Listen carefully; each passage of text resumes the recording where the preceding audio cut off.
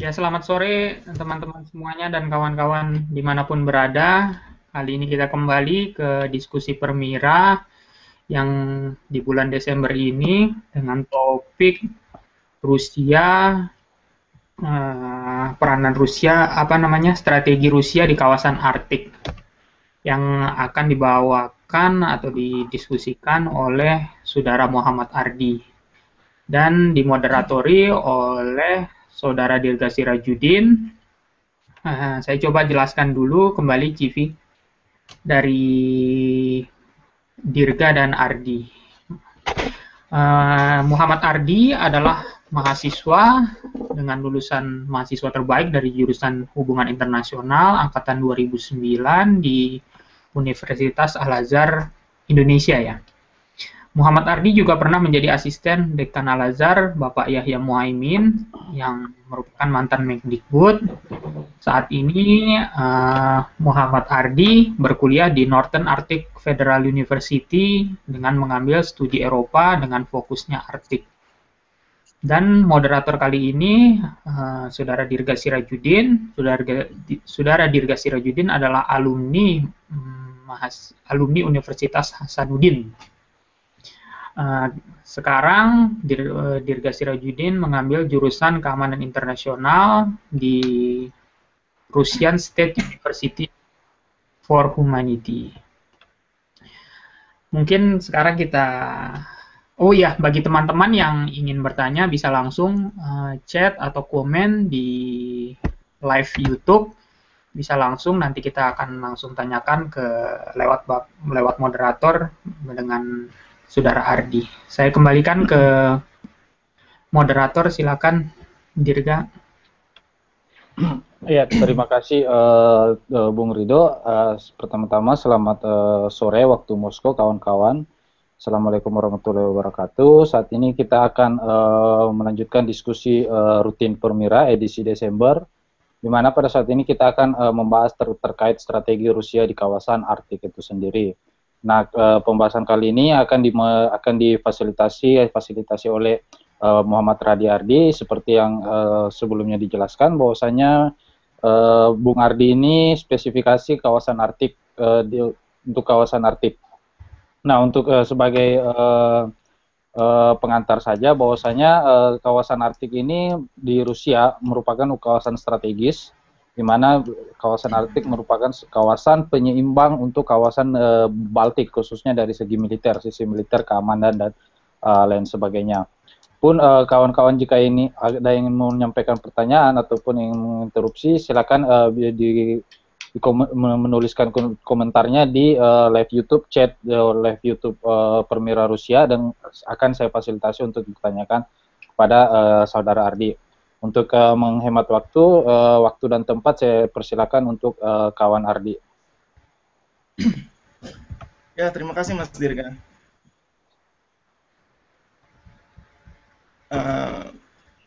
Sebelum saya membahas mengenai apa itu Arktik, sebelumnya saya ingin memberitahu bahwa betapa pentingnya Arktik itu untuk kehidupan dunia. Bagaimana letak geopolitik Arktik sangat mempengaruhi kehidupan dunia. Arktik tidak hanya udara dingin, polar bear, ataupun sesuatu yang tidak penting. Arktik ini sesuatu hal yang sangat penting. Tetapi ada kurang baiknya adalah ketika geostrategis Indonesia atau Southeast Asia yang letaknya jauh dari Arktik itu, sehingga tidak ingin mendekati Arktik lebih jauh. Pada dasarnya adalah apa sih itu Arktik?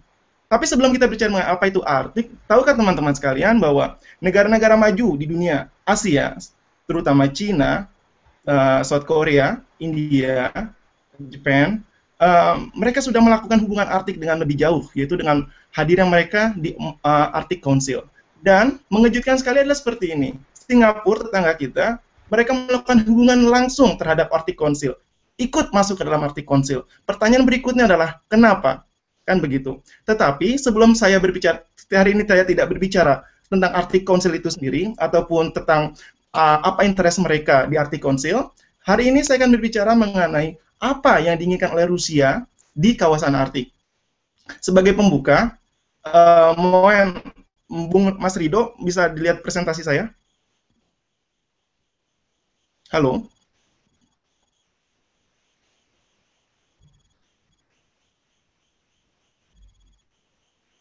Sudahkah itu? Halo?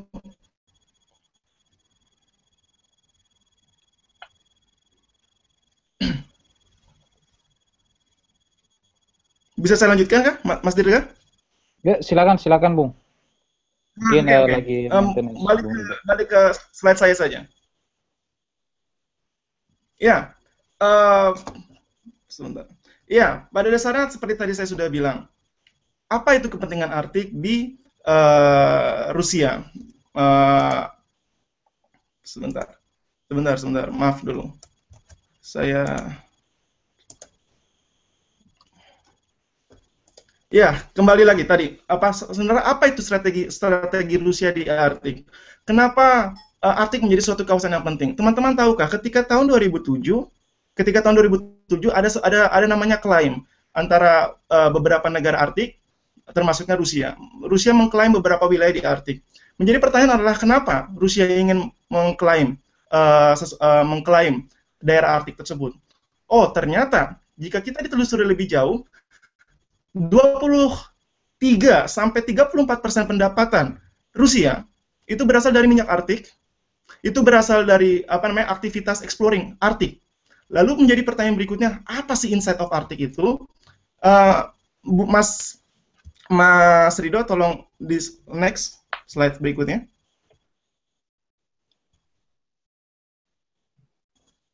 Ya, berbicara mengenai kawasan Arktik. Kawasan Arktik itu mengandung 13-30% cadangan minyak dan gas dunia, 10-20% gas dan oil output global. Di Arktik mengandung banyak mineral, terutama gold, zinc, lalu rubber dan sebagainya. Lalu di inside Arktik itu sendiri masuk pada 9% pasokan dari batubara dunia. Tidak hanya itu, Arktik menjadi hebat karena sekarang menjadi major fishing ground, di mana kita tahu ekologi Arktik sangatlah hebat. Dan yang Sami Glove nih, atau yang sangat terbaik saat ini adalah, yang sangat diminati oleh dunia saat ini adalah jalur alternatif NSR. Apa itu NSR? Nanti akan saya beritahu. Betapa hebatnya Arktik saat ini sehingga Tan Guojiang dari International Institute of International Studies, Tan Guojiang dulunya adalah duta besar Cina untuk Norwegia, dia mengatakan bahwa Arctic as the new Middle East in the energy resources and the new lifeline in global economy. They have increased inputs in scientific research and political, economic, and make efforts to dominate the future of the world. Betapa pentingnya Arctic ternyata di sini, gitu kan? Berikutnya, next, Mas Dirga, Mas Rido. Jikalau kita melihat di sini, ternyata Arctic countries itu, sebentar, sebelum kita bicara mengenai 8 Arctic countries, tahukah teman-teman sekalian kenapa negara-negara seperti Finlandia, Swedia, Norwegia, dan sebagainya mereka hidup sejahtera? Mereka berpacu kepada Arctic, mereka berpacu kepada natural resources-nya, dan mereka memprotek segala sesuatunya itu. Tapi di sini adalah Rusia ingin mengambil haknya. Hak dalam hal di sini adalah beberapa klaim yang diklaim oleh dunia saat ini tidak sama seperti halnya yang diklaim oleh Rusia. Rusia menginginkan sesuatu hal namanya Lomonosov Ridge, di mana lepas pantai 200 km lepas pantai termasuk dari UNCLOS itu seharusnya dimiliki oleh Rusia. Tetapi di sini Lomonosov Ridge itu tidak dijatuhkan, tidak diberikan kepada Rusia. Lalu berikutnya adalah mengapa ini terjadi? Rusia saat ini sangat menempatkan Arktik sebagai kawasan strategisnya. Karena seperti saya tadi sudah bilang, 22% sampai 34% pendapatan Rusia termasuk dari dalam Arktik. Lalu bagaimana cara Arktik ini untuk menjaga wilayah itu, menjaga kredibilitas dari eksplorasinya? Berikutnya ada seperti ini. Next, Mas Dirga, Mas Rido. Berikutnya adalah seperti ini. Eh, aha.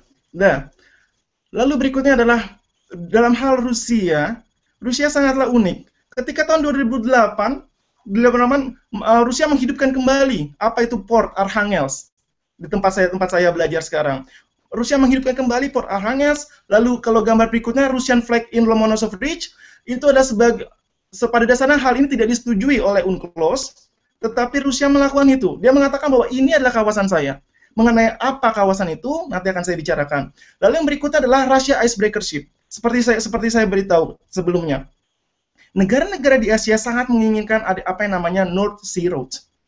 North Sea Road adalah suatu jalur sangat hebat ketimbang melewati jalur asal dahulu, lewat dari bawah, lewat dari Mesir dan India dan sebagainya.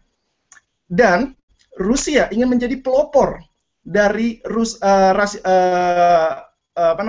menjadi pelopor. Bisa jadi bukan bilang pelopor, Mas Dirga, lebih ke arah orang-orang yang ingin melintasi Laut Arktik harus mengizinkan dari administrasi dari Rusia terlebih dahulu, tidak boleh langsung jalan, dan harus membeli atau harus menyewa kapal penghancur es dari Rusia. Nanti apa itu akan saya beritahukan berikutnya. Lanjut, ya.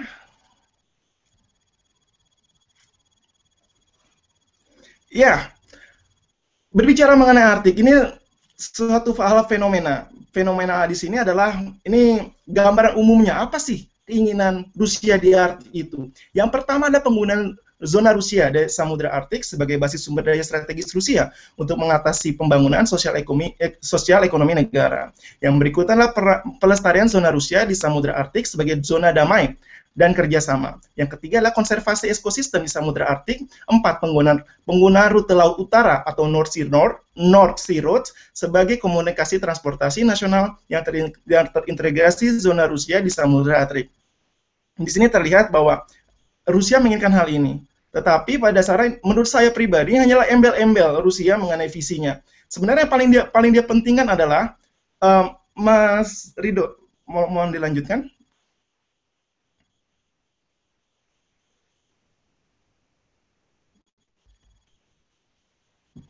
Ya, yang paling penting adalah gini, bagaimana cara Rusia untuk menjaga hal ini semua? Lihatlah, kalau kita lihat di peta ini, lihat bagian Rusianya.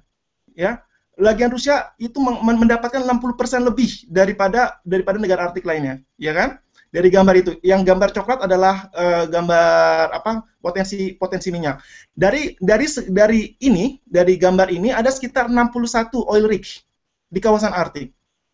Dari 61, 31 sampai 34 adalah di areanya Rusia. Menjadi pertanyaan adalah bagaimana cara Rusia untuk menjaga hal ini semua? Bagaimana antara tumpang tindih klaim antara Greenland dan Rusia, antara Norwegia dan Rusia, dan sebagainya. Seperti kita tahu, hubungan Rusia antara Eropa setelah PCA memang agak mereda tahun 1994. Tetapi ketika di akhir tahun 1990, ketegangan itu terus semakin ada. Ada beberapa negara yang akhirnya ingin berdamai saja. Kalau kita bisa melihat adalah Norwegia. Norwegia lebih menginginkan untuk berdamai kepada Rusia, lebih melunak kepada Rusia dengan menjalin kerjasama. Tetapi tidak dengan negara-negara lainnya. Kan seperti itu. Nanti akan kita bahas, tetapi masalah ini adalah bagaimana Rusia ini mempertahankan 34 cadangan minyaknya, oil rig-nya di sana. Berikutnya, next.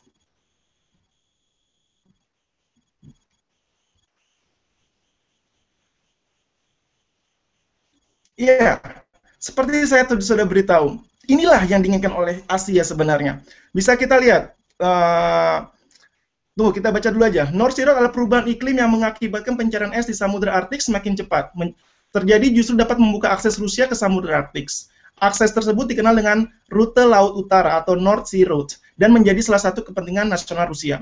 Analisis mengenai ketertarikan Rusia atas kelebihan rute laut utara dapat dilihat dari penghematan waktu dan biaya. Tujuan dari Hamburg ke Yokohama melalui rute laut utara lebih hemat 40% dibandingkan melalui terusan Suez. Lokasi dari Hamburg lebih panjang jika menggunakan terusan Suez daripada rute laut utara. Rute laut utara memberikan 40%.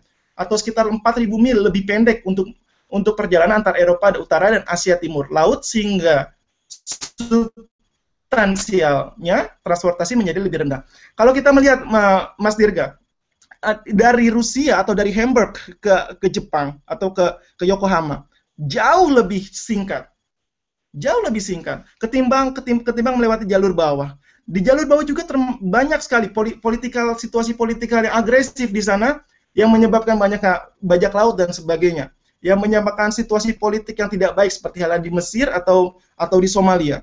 Banyak kehilangan di sana, sehingga orang berpikir melelehnya Arktik ini menjadi pembuka juga terhadap ekonomi baru, yaitu bagaimana melewati jalur itu. Sebenarnya North Sea Road itu juga sama, ada untuk di Kanada, dia melewati Kanada juga ada. Nah, dinamakan dengan Northeast Passage, tetapi itu tidak kalah pamornya, tidak kalah menangnya terhadap Rusia. Rusia lebih unggul di sini. Kenapa? Letak geostrategisnya. Untuk apa lewat Kanada kalau bisa lewat Rusia dari bawah? Kan seperti itu. Jadi di sini rute North Sea Road ini sangatlah fantastik di sini.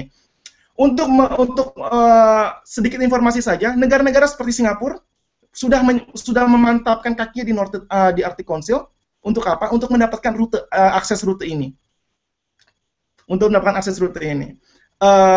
Lalu negara-negara seperti Cina, India, mereka juga tidak melakukan kesempatan itu dengan mengikuti Arctic Council sebagai observer untuk mendapatkan akses terhadap kawasan North Sea Road tersebut. Next, Mas Rido.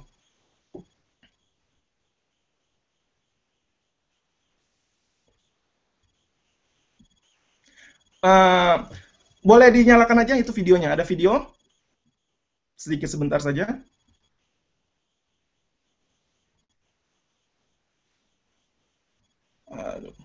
Tidak nyala ya?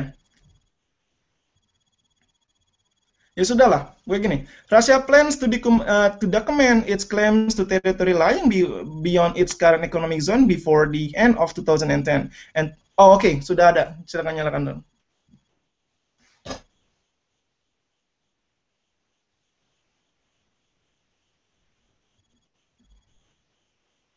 Naval base in the Arctic and restart naval patrols in the region. Russia's interest in the Arctic has both an economic and security dimension, one which will only grow as the region will become more accessible in the coming decades. However, following through with such plans will be both technologically difficult and expensive, so for now, such naval plans can be seen mostly as military posturing on the part of Moscow. Putin's statements came a few days after a convoy of 10 Russian warships successfully completed a journey from Severomorsk near Finland to the Kotelny Island in the Novosibirsk archipelago, a distance of over 2,000 nautical miles. This journey went through the Northern Sea route along Russia's Arctic coastline, an important transit corridor increasingly used for commercial shipping. While just 5 years ago there were no ships that transited through this corridor, 495 ships have received permission to travel the route this year, as access has increased due to warmer summers and melting ice levels. Russia has also been making plans to exploit and develop offshore oil and gas fields in the Arctic.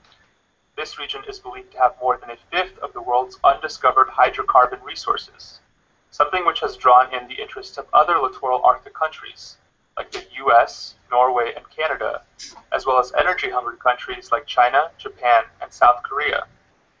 These factors have increased Russia's interest in establishing a greater security presence in the Arctic, as shipping lanes and potential energy production will need to be secured, while other countries strengthen their military presence in the region as well.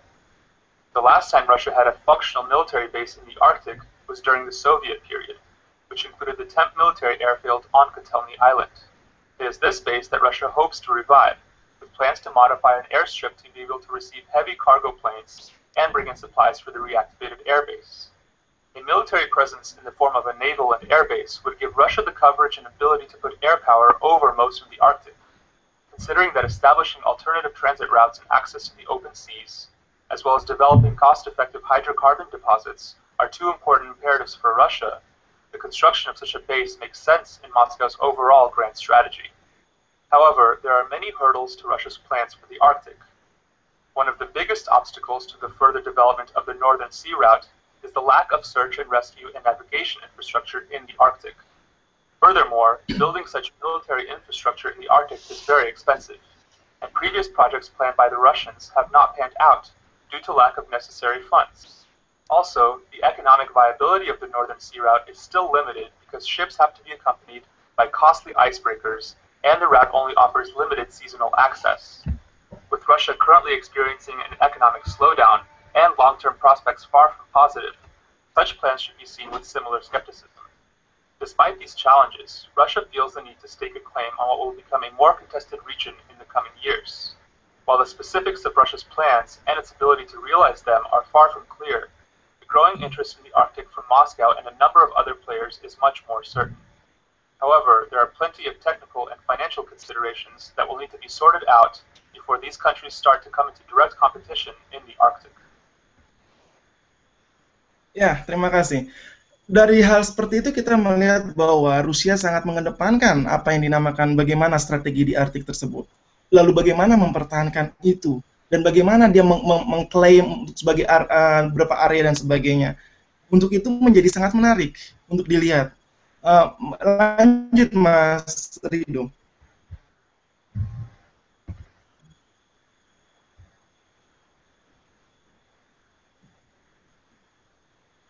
Ya, tahukah teman-teman sekalian bahwa Rusia melanjutkan diri. Rusia memang tidak pernah punya apa yang namanya kitab putih pertahanan dan sebagainya. Tetapi ketika Rusia menerbitkan Russia's New Arctic Strategy yang langsung ditandatangani oleh Putin itu sendiri tahun 2008, itu menjadikan suatu hal yang menggegerkan, terutama bagi negara-negara Arktik itu sendiri, dan terutama Alaska, Amerika Serikat, dan juga Kanada. Beberapa langsung menerbitkan beberapa buku, di antara adalah Russia and the North dan Russia Arctic Strategy, The Future of the Far North, yang mendiskusikan bagaimana Rusia ini terhadap kawasan ini. Lanjut saja next, Mas Rido.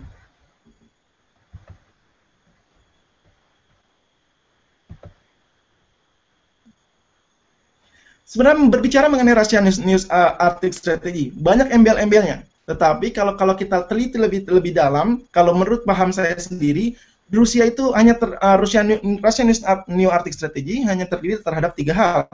Yang pertama adalah klaim regulasi teritorial, yang kedua pembuatan atau development of infrastructure, yang berikutnya adalah development of militer. Lanjut aja. Next, Mas Rido.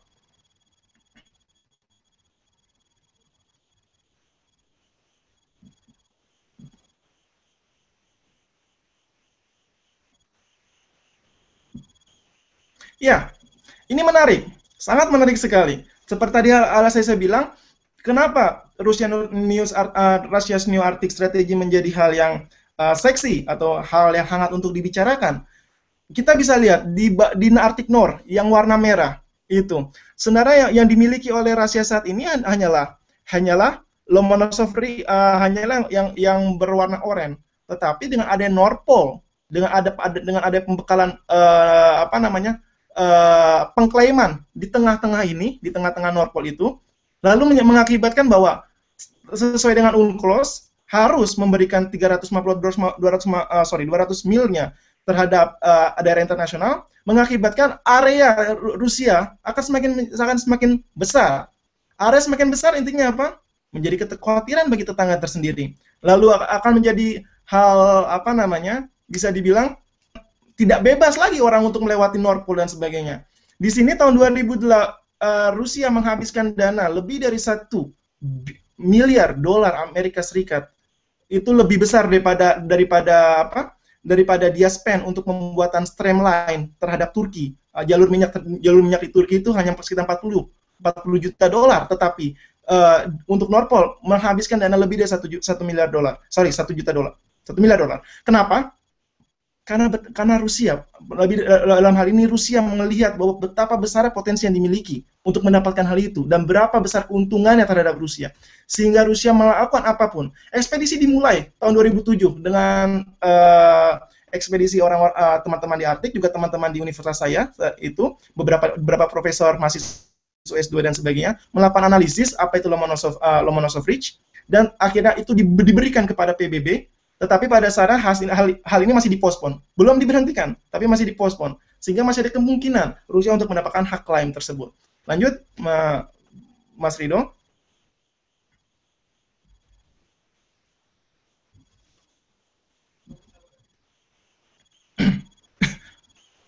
Berikut adalah pembuatan regulasi. Di sini sangat menarik.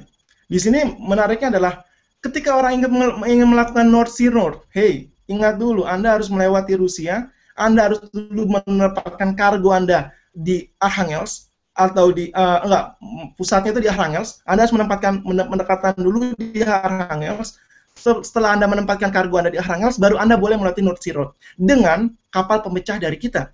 Seperti dilihat itu kapal pemecah es Rusia yang warna merah, harus hukumnya wajib bagi kapal kargo yang ingin melewati North Sea Road dengan bantuan ke kapal pemecah es dari Rusia. Harus dilakukan itu. Itu sebagai untuk bentuk apa? Untuk mendapatkan keuntungan pastinya, keuntungan dari Rusia. Sejak tahun 2013, Anda tahu berapa banyak kargo yang datang kepada North Sea Road? Lebih dari 436 kapal dalam waktu kurun dari 1 tahun. Orang yang melewati North Sea Road itu. Dan berapa keuntungan dari hal itu? Besar. Keuntungan Rusia terhadap North Sea Road sangatlah besar karena North Sea, seperti tadi sudah lihat letak geostrategisnya, letak geografi dari Rusia itu sendiri hanyalah dimiliki oleh Rusia, sehingga Rusia di sini mendapatkan keuntungan yang sangat besar ketimbang hal yang lain. Lanjut, Mas Rido.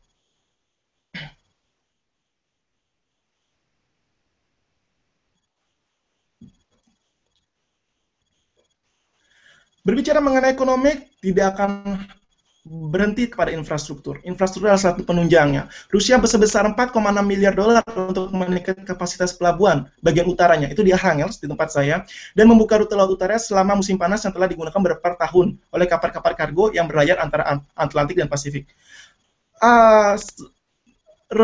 Rusia melakukan Arctic Strategy dimulai dari tahun 2009 hingga 2012, 2013 sampai 2015, 2016 sampai 2020. Mereka memberikan 3 step terhadap hal itu. Dan 3 step itu apa yang harus mereka lakukan? Yang pertama adalah Rusia telah membeli kapal galangan dari Finlandia. Lebih dari 9 atau 10 kapal dari galangan Finlandia sudah dibeli oleh Rusia dalam waktu periode dari tahun 2010 hingga 2013 saat ini. Lalu membangun 3 kapal selam nuklir yang seharga $1 miliar per kapal. Kenapa? Karena Rusia menjaga entitas negaranya dengan kapal selam berkapasitas nuklir. Yang berikut adalah membuat 173 kapal yang harus selesai tahun 2018. Ini yang menjadi prioritas Rusia saat ini. Kapal dan juga transportasi dari pelabuhan yang sangat diprioritaskan untuk Russia's New Arctic Strategy ini. Berikutnya, Mas Rido, sebelum kita tutup.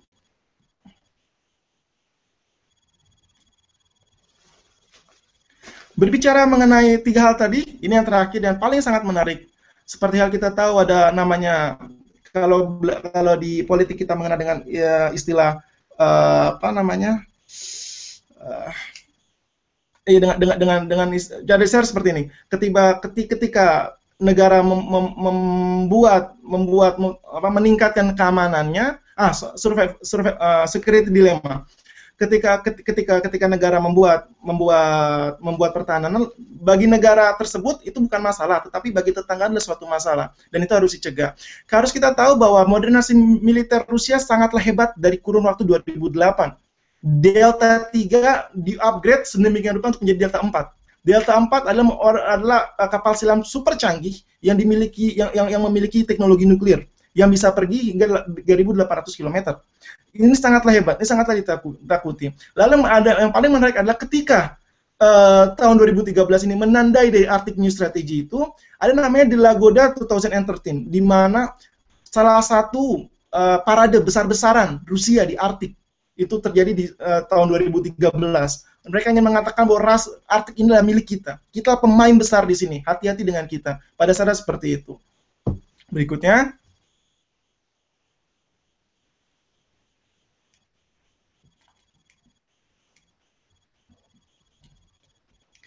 Ini sekitar info, dan ini tidak di-headline oleh media barat. Kenapa tidak di-headline media barat? Anda tahu, pada apa namanya, ketika Francis Fukuyama mengatakan bahwa pada saat nanti sudah tidak ada negara lagi yang adalah kompani, itu benar terbukti. Kenapa? Ketika terjadi krisis di Ukraina dan Crimea saat itu, lalu terjadi sanksi tidak boleh melakukan hal negosiasi dengan Rusia, terutama minyak dan sebagainya. 2 minggu setelahnya, tidak sampai 2 minggu setelahnya, Rusia terhadap dalam ini Rosneft dan juga ExxonMobil melakukan kerjasama terbesarnya dalam sejarah Rusia dan Amerika. Melakukan sejarah dan apa namanya, yaitu di Laut Kara, di Arktik. Putin dengan senyumnya itu, dia mengatakan bahwa kami terbuka, kami tidak kenapa-kenapa, kami tidak punya masalah apapun. Di sini mengatakan bahwa apa? Ekonomi lebih penting daripada sanksi sosial. Ekonomi lebih penting daripada suatu sanksi. Dan tidak ada yang pernah menghentikan ekonomi. Kenapa? Karena mereka semua membutuhkan hal itu. Jadi di sinilah letak strategisnya dari Rusia.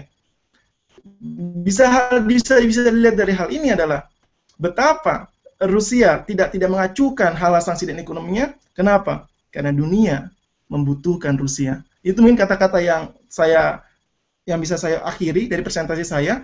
Jikalau teman-teman ada yang ingin menindaklanjuti hasil presentasi saya atau ada yang ingin bertanya, feel free untuk bertanya pada saya. Ya, saya kembalikan pada Flor. Terima kasih.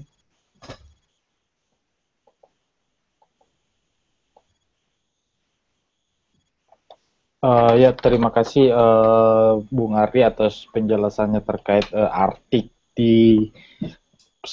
pentingnya kawasan Arktik ini untuk dunia, baik itu melalui jalur perdagangan dan geostrategi dalam artian secara kapabilitas militer. Nah, di sini saya mencatat ada beberapa yang menarik, mungkin ya bisa di-floorkan lagi lebih ini ke teman-teman Ardi. Pertama itu terkait geopolitik, Arktik itu sendiri terkait polar bear. Mungkin bisa dipaparkan secara gamblang aja atau secara in general bahwa polar bear itu, Arktik dalam kaitannya polar bear itu seperti apa ya Bung ya? Untuk polar bear. Gini, geopolitik polar bear ini cukup menarik, Mas Dirga. Tetapi pada dasarnya polar bear ini adalah menekankan suatu kepentingan Rusia di Arktik dan suatu hal yang menekankan bahwa jangan main-main kepada Rusia terhadap di Arktik. Pada dasarnya seperti itulah, ada garis besarnya. Kalau kita hanya mau melihat garis besarnya. Tetapi geopolitik polar bear ini pada dasarnya sudah tergantikan oleh Russia's Arctic Strategy ketika tahun 2008. Memang benar pada dasarnya Russia's Arctic Strategy ini menjadi disegani sebagai pengganti dari geopolitik polar bear karena geopolitik polar bear tidak menekankan visi dan misinya, tidak menekankan eksistensinya, seperti halnya tidak adanya buku putih Rusia, tidak ada buku putihnya Rusia terhadap militer. Rusia tidak memiliki buku putih terhadap itu, tetapi dalam Rusia Arctic Strategy seperti halnya sudah menginclude apa itu kepentingan Rusia di sana. Jadi itulah sepertinya yang bisa disampaikan, Bung Dirga. Begitu. Oh ya, terima kasih Bung Ardi. Ini ada pertanyaan dari teman-teman ini. Saya bacakan. Pertama terkait pengeboran minyak di Arktik itu sendiri. Seperti kita ketahui bahwasanya aktivis Greenpeace itu memprotes aktivitas pengeboran minyak di sana yang dengan kata lain dapat merusak lingkungan karena mereka harus mengebor minyak dengan mengkorbankan es yang sehingga terjadi pelelehan, es menjadi meleleh dan mengakibatkan suhu air naik, permukaan air naik ke daratan dalam artian seperti itu. Bagaimana tanggapannya terkait ini, khususnya yang ditanyakan ini terkait lingkungan, terkait aktivitas pengeboran minyak di sana? Ya, terima kasih. Itu pertanyaan sangat baik dan sebenarnya tidak ada jawabannya untuk hal itu. Karena ketika kita berbicara mengenai internasional politik, hanya satu hal yang harus kita lihat adalah dengan kacamata apa Anda melihat suatu masalah. Ketika Anda bicara dengan permasalahan green thought atau dengan lingkungan, ya benar. Aktivitas ekonomi manusia itu akan merusak lingkungan. gitu. Tetapi kita harus ingat, kita hidup di liberalisasi era di mana aktivitas kita, kacamata kita sudah tersudutkan untuk bagaimana mendapatkan kapital. Di sini harus kita lihat ada seperti itu. Benar, Greenpeace itu sudah mengatakan tidak ada lagi namanya Arctic Oil. Mereka melakukan parade di Arctic dan sebagainya. Tetapi itu nothing. Kalau kita melihat adalah Russian News Arctic Strategy memberikan embel-embel terakhir terhadap konservasi. Embel-embel, saya katakan sih embel-embel. Bukan berarti saya di Rusia, tapi saya buta terhadap apa namanya perilaku yang salah juga terhadap Rusia. Benar, itu salah. Benar, itu menghancurkan. Tetapi mau bagaimana? Karena Anda pikir, apakah North Sea Road dengan kapal penghancur es itu tidak melelehkan es?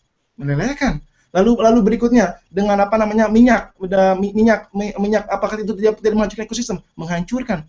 Tapi itu adalah apa? Liberalisme, di mana semua orang melihat dengan kapital, dengan keuntungannya bagaimana. Memang, tapi kalau memang kita lihat di sini dari 8 negara Arktik, 5 negara Arktik yang bersinggungan dengan Laut Arktik langsung, memang Rusia memiliki raport yang sangat minim terhadap penanggulangan, baik itu dari sisi ekosistem dan juga bagaimana Rusia menghadapi populasinya, populasi indigenous people. Seperti kita tahu, Mas Dirga, di Arktik itu bukan hanya ada polar bear, penguin dan sebagainya, bukan hanya ada aurora dan sebagainya, ada manusia di sana. Lebih dari 12 juta, 14 juta itu orang hidup di Arktik. Dan mereka sudah tinggal di sana itu bukan hanya hitungan 10, 20 atau 100 tahun, dia itu sudah berabad-abad tahun.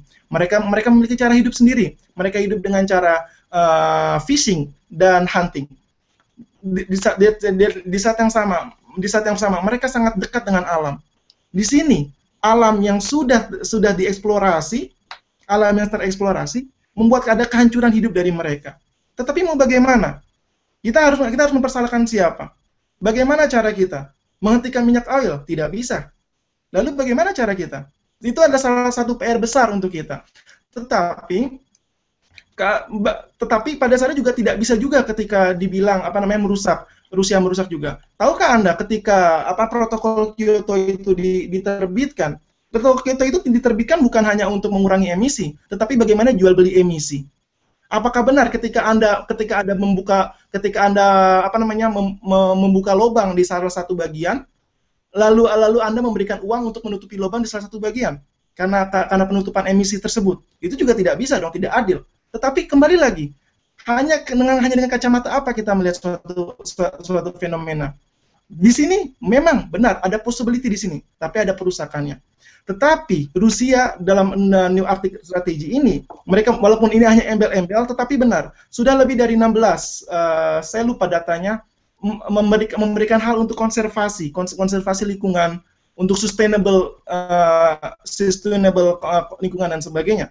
Telah digunakan, telah dijalankan, tetapi memang tidak bisa untuk diberhentikan. Apa yang dilakukan oleh Norwegia, Denmark, Alaska, dan Kanada sama. Hanya saja di sini terlihat bahwa Rusia memiliki area yang lebih besar, kapabilitas yang lebih besar dalam hal ekonomi, tetapi memang sedikit agak minim untuk mendapatkan hal konservasi itu. Tapi bukan berarti tidak. Rusia juga melakukan. Kalau kita melihat bahwa dari tahun 2009 sampai 2012 sudah ada konservasi banyak di Arkhangelsk atau di Selat di Murmansk. Sudah banyak dilakukan hal itu. Bagaimana konservasi ekologi dan sebagainya. Tetapi ada satu hal yang menarik di sini, Mas. Setelah saya tinggal di Rusia memang kaya akan alam dan sebagainya. Tetapi Rusia sangat susah untuk mengeksplorasi. Bukan karena hal korupsi, tapi memang sangat susah untuk bagi investor untuk mengeksplorasi seperti hal pohon dan sebagainya. Di sini mungkin catatan baik terhadap Rusia.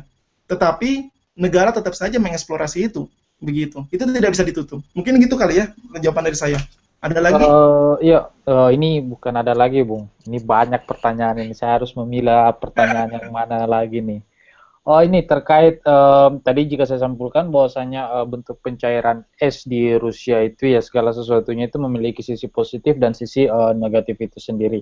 Tergantung bagaimana kita melihatnya. Nah, di sini ada yang bertanya terkait kebijakan Rusia itu sendiri di kawasan Arktik terkait infrastruktur pelabuhan dan dia menanyakan bagaimana sebenarnya kebijakan Rusia itu terkait kondisi Arktik dengan geostrategi Arktik, hubungannya dengan jika kita mencoba membandingkan semacam kebijakan Indonesia sekarang yang merupakan negara maritim, namun ternyata bentuk infrastruktur pelabuhan itu belum cukup memadai. Yang ada justru pembuatan tol laut, sementara kita adalah mendeklarasikan diri sebagai negara maritim. Garis besarnya secara garis besar itu seperti itu, Bung Ardi, pertanyaan dari teman-teman. Ya, ini sudah jadi Jokowi efek ini ceritanya. Ya, jadi gini, cerita mengenai Rusia. Rusia itu ada bedanya antara Rusia terhadap ada bedanya antara Rusia terhadap Indonesia tentunya. Rusia itu ketika dia mengalokasi anggaran, mungkin tetap ya, saya tidak menutup kemungkinan bahwa Rusia korupsi.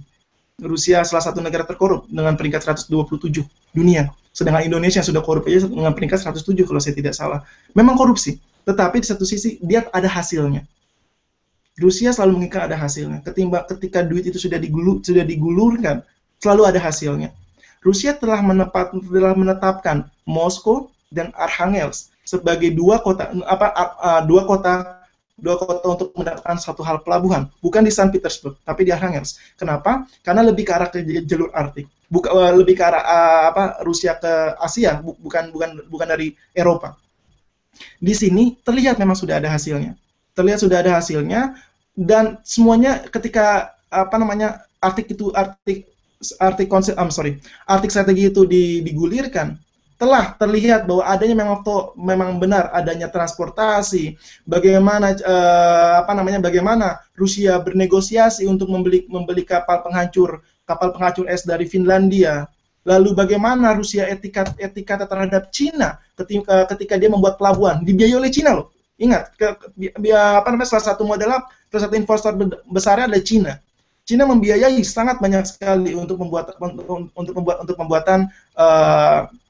pelabuhan ini. Menghadapi compare terhadap Indonesia. Menurut saya seperti ini. Tol laut bukan disalahkan lah pada dasarnya. Tol laut itu adalah salah satu visinya Indonesia terhadap bagaimana menciptakan negara yang berawal dari desa, yang berangkat dari desa, bukan berangkat dari kota. Harus kita apresiasi lah. Tetapi pada dasarnya memang tidak ke arah kemaritiman. Tetapi pada dasarnya masih terlalu dini ketika kita melihat apakah hal tol laut itu gagal atau tidak. Tetapi ada sedikit kurang baiknya adalah ketika jalan tol antara Selat Sunda itu diberhentikan, itu juga kadang-kadang kurang bagus ketika sudah dijalankan dan sudah ada yaitu agak kritik saya terhadap pemerintahan saat ini. Tetapi di samping itu semua tentu tidak bisa dibedakan. Tentu tidak bisa dibedakan antara Rusia dengan Indonesia dalam hal ini. Bedanya Rusia saat ini adalah ketika pelabuhan itu dibuat, memang benar dibuat. Ketika kapal selam itu diminati, memang benar-benar dibuat dan memang benar-benar ada. Itu ada di Severodvinsk, 40 menit dari tempat saya tinggal sekarang. Tapi kami tidak boleh masuk. Ini only informasi aja. Kalau ada satu orang asing masuk ke dalam Severodvinsk itu, polisi tidak akan tanya banyak-banyak. Dia hanya mengatakan, Anda pergi, saya beri waktu 11 hari pergi untuk Rusia dan tidak boleh kembali ke Rusia selama-lamanya. Itu cukup menarik. Karena di sana kapal selam nuklir dan sebagainya memang dibuat di 40 menit dari tempat saya tinggal ini sekarang. Mungkin begitu kali Mas ya. Ada lagi? Oh iya, makasih Mas, Bung Ardi. Ini ada pertanyaan dari Bung Ardi juga dari tanah air Indonesia. Dia menanyakan seperti ini, apakah ada hubungannya kebijakan Rusia di Arktik dalam kaitannya minyak dengan kebijakan aneksasi, bukan kebijakan sih, peristiwa aneksasi Crimea di Ukraina, di mana sepengetahuan saya bahwasanya memang dua wilayah ini merupakan jalur minyak, satu melewati jalur darat, satu merupakan jalur laut, dan Rusia berada di tengah-tengahnya. Mungkin seperti itu pertanyaannya. Iya, saya udah tahu pasti akan ada yang bertanya seperti ini. Ini lucu, tapi sebelum saya menganalogikan teman-teman terhadap aneksasi, adakah teman-teman sekarang yang membicarakan tentang Crimea saat ini? Apakah sudah terganti dengan isu krisis Ukraina? Kira-kira. Kalau menurut saya di sini adalah mereka sudah tergantikan pola pikirnya. Mereka tidak lagi berbicara mengenai aneksasi Crimea. Kenapa? Putin melakukan, kalau dalam hal ilmu politik, melakukan dengan apa yang namanya diversionary taktik atau taktik pengalihan. Melakukan hal di Davos yang saat ini yang hari ini masih bergulir, peperangan itu yang lebih dari 4.000 orang meninggal. Tapi dunia sudah lupa akan aneksasi Crimea. Itu menarik. Tetapi harus kita lihat di sini adalah jalurnya berbeda. Ketika kita berbicara mengenai minyak, memang awalnya ada jalurnya melalui Ukraina dan akhirnya ke Eropa. Seperti kita tahu, Eropa akan mati tanpa Rusia. Dalam waktu 2 minggu, Jerman akan mati. Kenapa? 30% pasokan minyaknya dari Rusia, 70% pasokan batu bara dari Rusia, gasnya dari Rusia. Negara seperti Jerman tidak akan pernah menyimpan gas di negaranya kalau negara itu tidak ingin meledak. Sehingga apa? Dia akan tetap memproduksi. Berikutnya adalah 2 minggu yang lalu adalah Ukraina tetap menginginkan adanya jalur eksplorasi migas, yaitu minyak dan gas. Tetap. Kenapa? Eropa membutuhkan. Negara-negara seperti Italia dan sebagainya, negara-negara seperti Yunani dan sebagainya, mereka mendapatkan pasokan minyak 80% dari Rusia, 30% dari Iran. Jadi pada dasarnya tidak bisa Rusia mereka mengalahkan Rusia dalam hal ini, dalam hal dependensi mereka. Tetapi ada hal yang menarik adalah ketika seminggu yang lalu, ketika kunjungan Putin ke Turki, Putin melakukan negosiasi deal terhadap Erdogan, perdana menteri pemimpin Turki Erdogan, yaitu dengan pembuatan South Stream route, jalur minyak yang melewati Turki terlebih dahulu. Dia lebih penting bernegosiasi terhadap Turki ketimbang kepada Ukraina sekarang. Saat ini geostrategis geopolitik Rusia sudah berubah. Mereka mendekatkan diri kepada Turki. Mereka menginginkan agar nantinya pipa untuk Eropa itu tidak melewati dari Ukraina kembali, tidak melewati dari Bulgaria atau Hungaria, tapi langsung melewati kepada Turki. Karena dia merasa Turki lebih baik ketimbang Uni Eropa dalam hal bernegosiasi. Jadi seperti itu.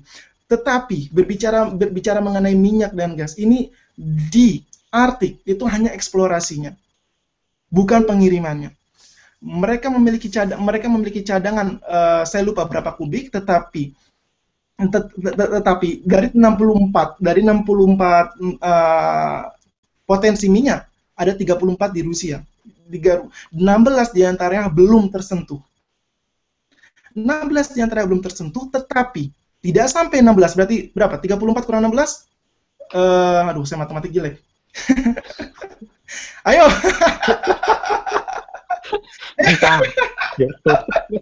Ya itu. Aduh. Sudah dieksplorasi oleh ExxonMobil. 18, Bung. Itu benar. 16. Anda menghitung pakai kertas ya?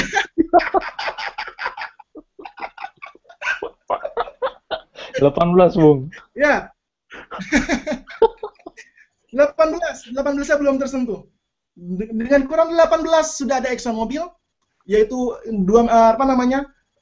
melanjuti jawaban apakah itu ada pengaruhnya terhadap aneksasi Crimea. Jawaban adalah tidak. Dunia tetap menginginkan minyak. Dunia tetap menginginkan produktivitas. Di mana sekarang negara sudah negara diacukan, kompani atau perusahaan yang lebih diinginkan. 2 minggu setelah ada sanksi untuk tidak melakukan negosiasi, sempat hangat di BBC, sempat hangat di Russian Today, apakah Exxon akan melanjutkan kerjasamanya? Tetapi hal itu dibuktikan, Exxon tetap melakukan kerjasamanya. Intinya apa? Washington sudah mengatakan jangan melakukan kerjasama, tapi tidak bisa. Exxon dengan dalih mengatakan kami sudah melakukan ekspedisi ini jauh-jauh dari tahun 2008, kenapa harus diberhentikan? Lalu tetap dilanjutkan. Putin dengan semeringah mengatakan kami welcome untuk membuka siapapun, perusahaan manapun, kami tetap welcome. Lalu menjadi menarik, ini melanjuti dikit saja, kenapa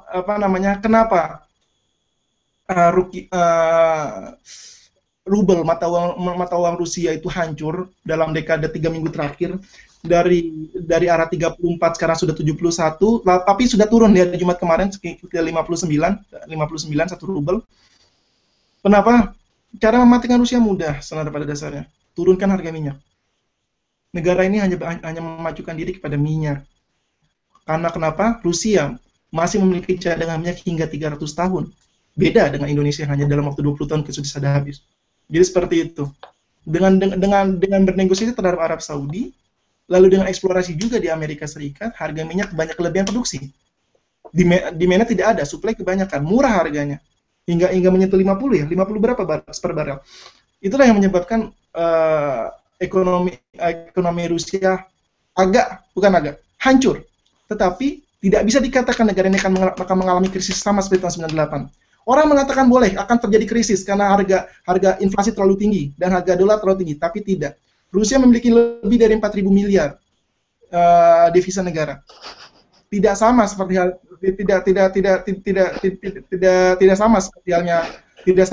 halnya Rusia tahun 1998 yang tidak memiliki hal sebesar itu. Sehingga negara ini masih bisa mengintervensi nilai mata uangnya. Mungkin seperti itu kali, Mas. Iya, terima kasih Bung Ardi. Mungkin pertanyaannya dari saya nih, saya mau bertanya saya tertarik terkait Arktik itu sendiri. Mungkin dari kajian geostrategi berdasarkan background ilmuwan saya, keamanan internasional. Menurut Bung Ardi, gimana nih? Saya punya 2 pertanyaan nih. Pertama yaitu terkait militer, dalam artian keamanan itu, di mana saat ini kalau tadi disinggung adalah security dilema di kawasan Arktik, di mana Rusia menumpuk dalam artian menumpuk kapasitas militernya, menumpuk bentar saya ingat dulu bahasa Indonesianya apa, menumpuk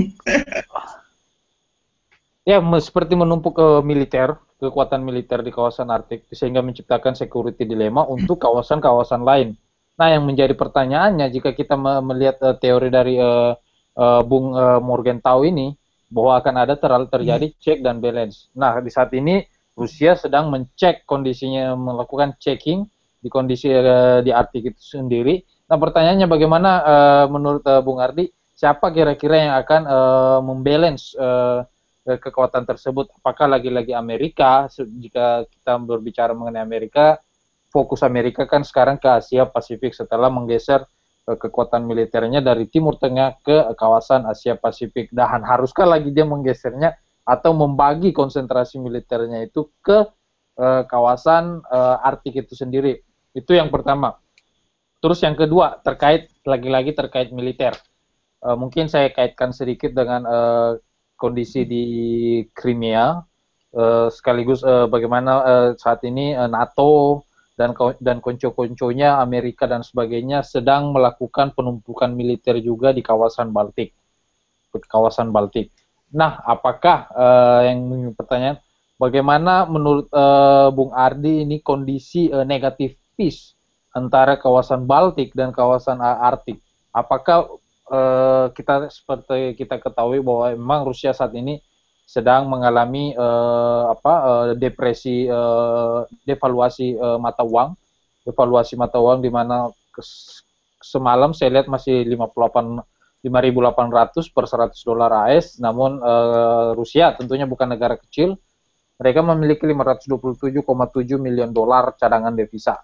Nah, terkait ini, apakah kemungkinan untuk dalam artian entah itu dia perang ekonomi terkait Barat tidak akan memberikan suplai pangan dan lain sebagainya ke Rusia, dan Rusia juga tidak akan memberikan suplai gasnya ke Eropa.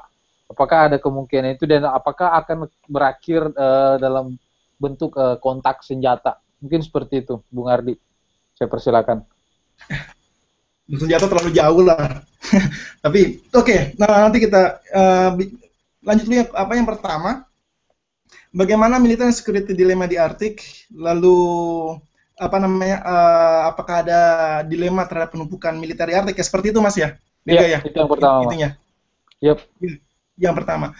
Seperti harus kita tahu ketika ada Barents Region. Tunggu.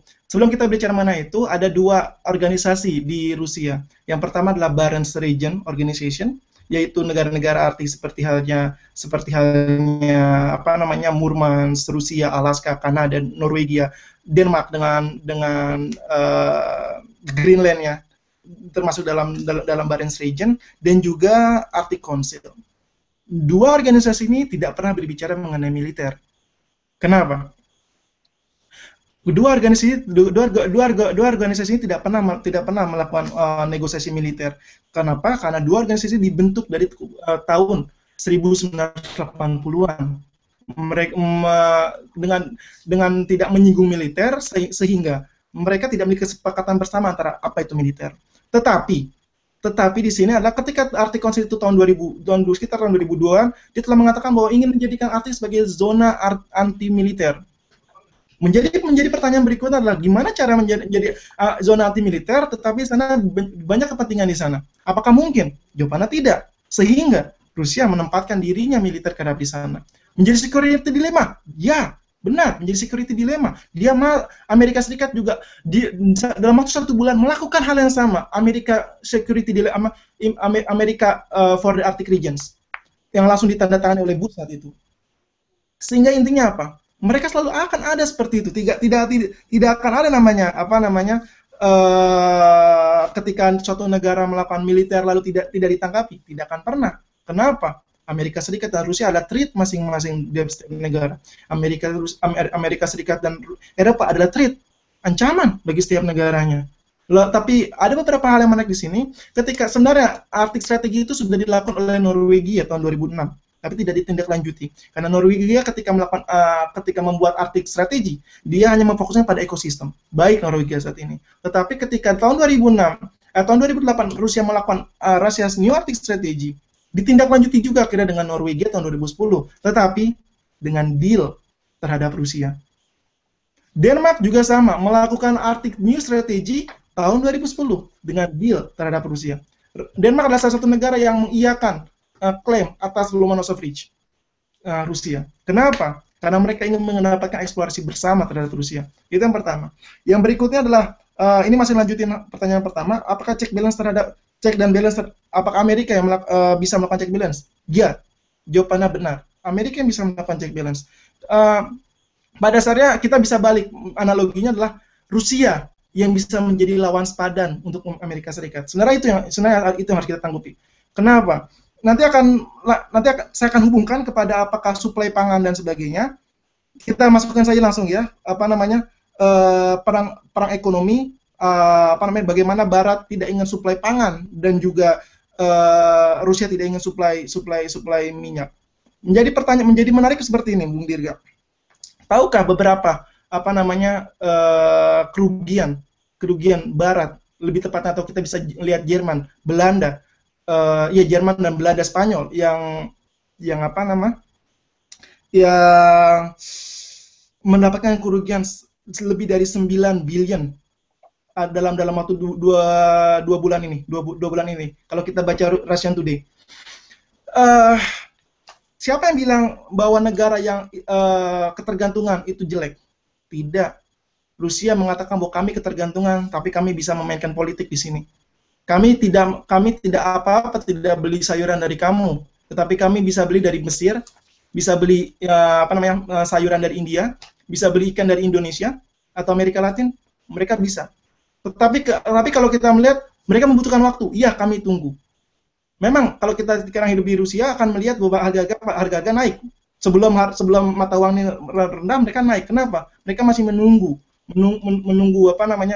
produksi dari Mesir, ikan dari Indonesia, ataupun sayuran dari India dan sebagainya. Amerika balik lagi kepada Rusia menjadi lawanan sepadan untuk Amerika dalam hal ini. Kenapa? Karena ketika kita melihat sirkulasi Uni Eropa, bagaimana Uni Eropa bagaimana pemilihan Uni Eropa, siapa pemimpin dan bagaimana mereka akan selalu mengatakan bahwa please jangan lunak terhadap Rusia. Tapi menjadi menarik adalah kemarin salah satu figur di Italia yang seharusnya akan menggantikan Christian Carton karena dia memiliki legitimasi sangat besar di sana, kepercayaan sangat tinggi, jatuh, tidak dipilih kembali. Kenapa tidak dipilih? Karena dia melunak terhadap bagaimana bernegosiasi terhadap Rusia. Rusia merupakan momok, tapi juga teman bagi Eropa. Jadi seperti itu. Yang berikutnya adalah militer NATO dan Amerika di kawasan Baltik. Ya, benar. Tetapi ada pertanyaan begini. Terlalu tinggi lah ketika kita bicara ada intervensi militer. Kalau kita dengan kacamata liberal, tidak akan mungkin ketika Prancis ingin melakukan perang terhadap Rusia. Di satu sisi, Rusia ingin membeli kapal, kapal warship, kapal dari Prancis. Itu sudah terjadi dari tahun 2006. Sekarang sudah mau dikasih, itu tahun 2015 ini sudah mau dikasih. Apa mau digagalkan? Berapa kerugiannya itu yang pertama? Lalu berikutnya adalah ketika NATO mau berantem dengan Rusia. Sekarang saya tanya, siapa pemilik modal paling tinggi di Inggris? Adalah mereka, konglomerat Rusia. Sekarang saya mau tanya, apakah NATO ingin bertengkar dengan Rusia ketika lebih dari 8 juta turis Rusia datang ke Spanyol setiap tahunnya? Pemasukan dari mana itu? Kalau misalnya Spanyol ingin bertengkar dengan Rusia. Lalu berikutnya lagi, apakah mungkin ketergantungan Brussel, ketergantungan Jerman terhadap Rusia itu bisa dihentikan ketika 30% cadangan minyaknya harus dipasok dari Rusia? Itu menarik ketika saya melihat ada perjanjian, nanti saya bisa saya sebarkan perjanjian itu, ada tulisan begini, mengingat waktu sudah sebentar lagi akan musim dingin. Itu tercantum dalam tulisan.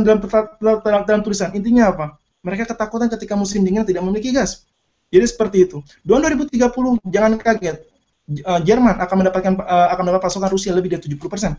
Sehingga apa di sini? Jadi tidak ada bisa lagi. Rusia adalah ancaman, tapi juga teman. Mungkin seperti itu. Kembali lagi, Mas. Oh ya, terima kasih Bung Ardi. Di sini ada pertanyaan nih yang bagus nih menurut saya dari teman-teman di tanah air. Bagaimana dengan terkait perubahan jalur perdagangan yang melewati utara, North Sea Road.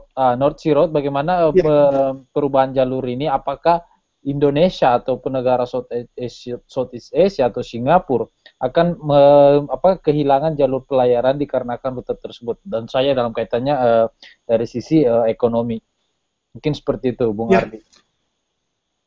Ya, sangat bagus sekali, Mas. Sangat bagus sekali. Sekarang saya bertanya, apakah kalau misalnya North Sea Road itu sangat mengganggu Singapura, akan menghancurkan rutenya Singapura? Bagaimana dengan India? India menginginkan loh ada North Sea Road. Mereka termasuk dalam Arctic Council. Arctic Council itu adalah suatu organisasi. Ya, nanti skripsi saya juga berbicara mengenai Arctic Council dan possibility-nya terhadap Indonesia, tapi masih nanti. Sekarang saya sedang menyusun tesis itu. Kita harus melihat satu-satu, setiap negara.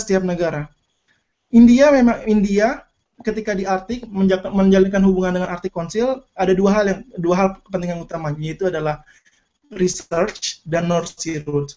Research karena kita tahu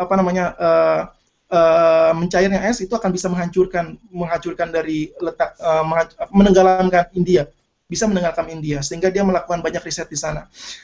Menarik ketika North Sea Road, kenapa dunia atau negara-negara besar Asia menginginkan North Sea Road ini?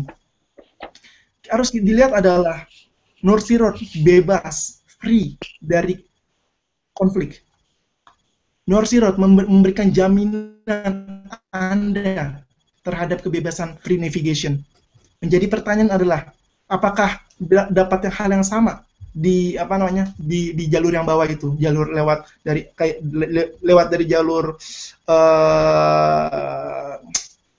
Mesir, dari jalur Mesir, tidak akan mendapatkan hal yang sama. Kalau misalnya di jalur Mesir, North Sea Road, hanya negosiasinya pada satu hal, Rusia, negosiasilah dengan negara itu, selesai. Mau negosiasi dengan siapa lagi? Orang Eropa, Finlandia, Norwegia dan sebagainya sudah ngikut kok. Dia tidak mungkin melakukan hal macam-macam. Jepang segala juga udah ngikut kok. Negara tidak macam-macam. Tapi lewat bawah. Bagaimana? Somalia, Sudan, Mesir. Masih mending sekarang Mesir sudah diganti Fattah el-Sisi. Kalau masih Ikhwanul Muslimin, mungkin bisa terjadi ada hal penutupan itu. Jadi pada dasarnya begitu. Kepastian dari barang, kepastian dari kargo itu lebih dikedepankan. Dan juga seperti kita tahu, rute perdagangan itu lebih ke arah Eropa dan Asia, lebih tepatnya Asia Pasifik. Dengan hal seperti Asia Pasifik itu akan lebih mudah lewat dari atas ketimbang lewat dari bawah. Lebih singkat dan juga lebih aman. Mungkin kayak gitu.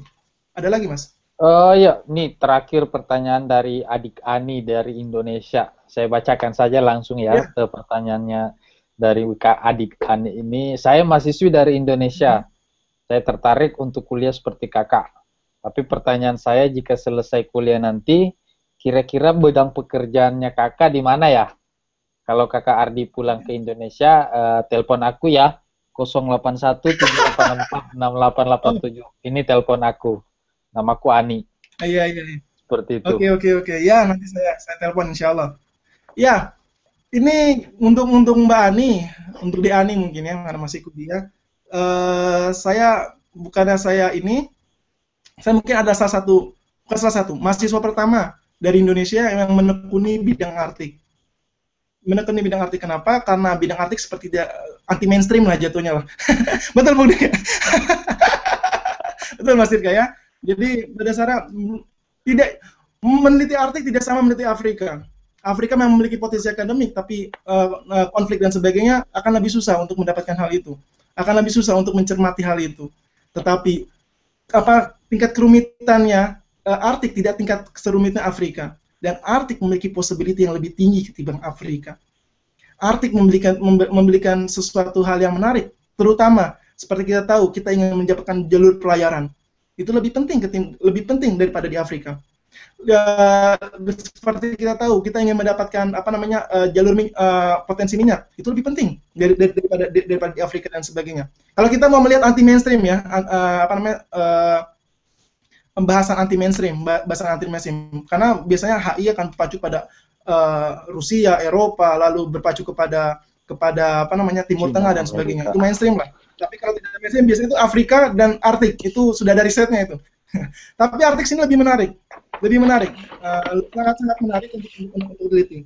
Lalu untuk pekerjaan nanti pada dasarnya siapa yang tahu masa depan. Tetapi kalau memang kita masih dikit dan kita memang memiliki pengetahuan yang bagus untuk itu, siapa yang tahu kita akan menjadi diplomat untuk Arktik di masa depan? Kita nggak ada yang tahu. Pada dasarnya seperti itu. Mungkin itu aja kali. Mungkin diskusinya saya cukup sampai di sini. Sudah seperti biasanya diskusi online Permira ini kita batasi waktunya kurang lebih 1 jam dengan beberapa kawan-kawan, dengan beberapa pertanyaan dari kawan-kawan. Oke, bagi teman-teman yang belum sempat kami tanyakan pertanyaannya langsung ke Bung Ardi, mungkin bisa mengkontak di Permira Rusia via Facebook atau via email, bisa dilihat di situs ppi-rusia.org. Di situ ada kontak Permira, bisa menanyakannya lebih langsung. Pun jika ada kawan-kawan yang ingin berpartisipasi dalam artian sparing panel untuk mendiskusikan suatu hal, kita dari Permira sangat terbuka untuk kegiatan tersebut. Nah, selanjutnya bulan diskusi selanjutnya adalah bulan Januari tahun 2015 terkait tema pembicara masih akan kami diskusikan. Saya harap teman-teman dapat berpartisipasi dalam acara tersebut. Mungkin saya kembalikan ke kawan Ridho Bustami. Ya, terima kasih. Sebentar, saya mau mengucapkan selamat Natal dan Tahun Baru bagi yang merayakannya.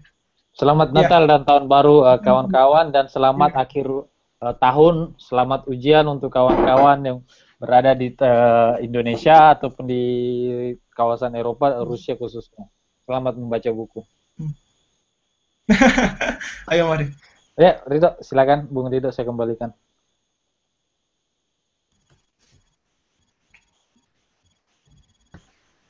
Ya, terima kasih kami sampaikan kepada Bung Dirga dan Bung Ardi. Sangat menarik diskusinya. Semoga diskusi ini menjadi manfaat. Ya, kita cukupkan, mungkin nanti sampai ketemu di bulan depan ya dengan diskusi selanjutnya. Terima kasih teman-teman. Tahun depan 2005. Terima kasih teman-teman. Ya, sama-sama, mari.